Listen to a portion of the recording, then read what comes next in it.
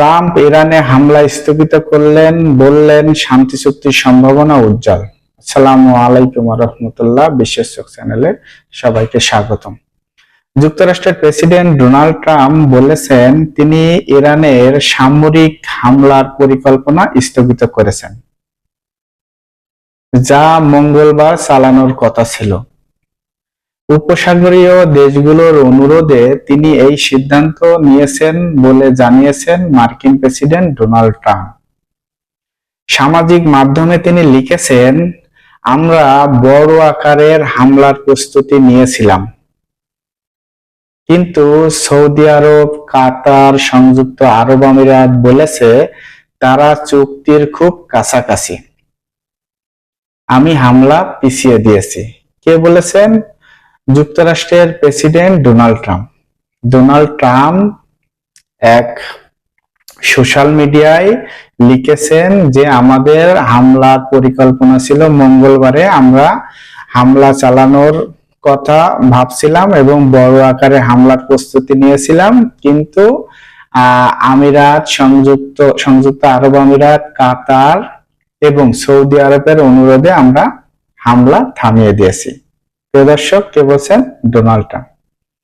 প্রিয় দর্শক, অন্যদিকে ইরানের প্রেসিডেন্ট মাসুদ পেজিশকিয়ান বলছেন আলোচনার জন্য উন্মুক্ত থাকলেও তারা তার সার্বভৌমত্ব ও মর্যাদা ছাড়বে না।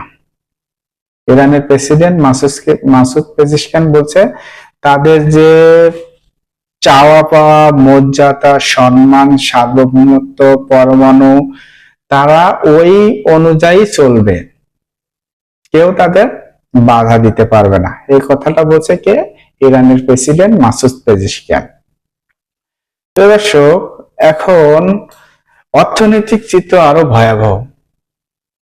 অর্থনৈতিক চিত্র আরো ভয়াবহ হচ্ছে যে এক বছরে সয়াবিন তেলের দাম বেড়ে 375%, তরল তেল 300%, আমদানি করা চাল 200%, মুদ্রাস্ফীতি প্রায় 73.5%, মার্কিন নিষেধাজ্ঞায় হরমুজ প্রণালীর মাধ্যমে 80% আমদানি রপ্তানি ব্যাহত হয়েছে। সাধারণ মানুষের অনিশ্চয়তার মধ্যে দিয়ে দিন কাটছে। যুদ্ধ ফিরে আসার ভয় আর শান্তির আশায় দোদুল্যমান।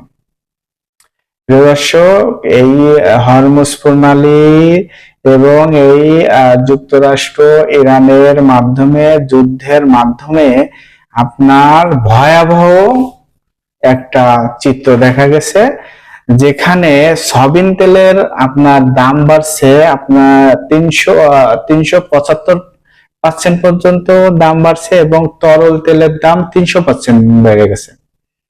এবং প্রিয় দর্শক, আমদানি করা চালের দামও 200% বেড়ে গেছে। প্রিয় দর্শক, এখন মার্কিন প্রেসিডেন্ট ডোনাল্ড ট্রাম্প বলেছেন ইরানের হাতে পরমাণু অস্ত্র না গেলে তারা খুশি। কারা খুশি? মার্কিনেরা খুশি।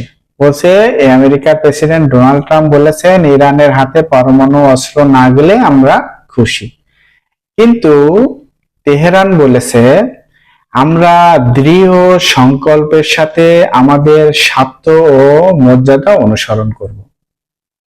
তেহরান বলছে যে আমরা দৃঢ় সংকল্পের সঙ্গে আমাদের স্বার্থ মর্যাদা আমরা অনুসরণ করব। দর্শক, আপাতত আলোচনা চলছে, কিন্তু পথ যেন সহজ নয়। দর্শক, আমাদের চ্যানেলেই থাকুন এবং নিত্য নতুন সংবাদ পেতে বিশ্বের চোখে থাকুন। আসসালামু আলাইকুম।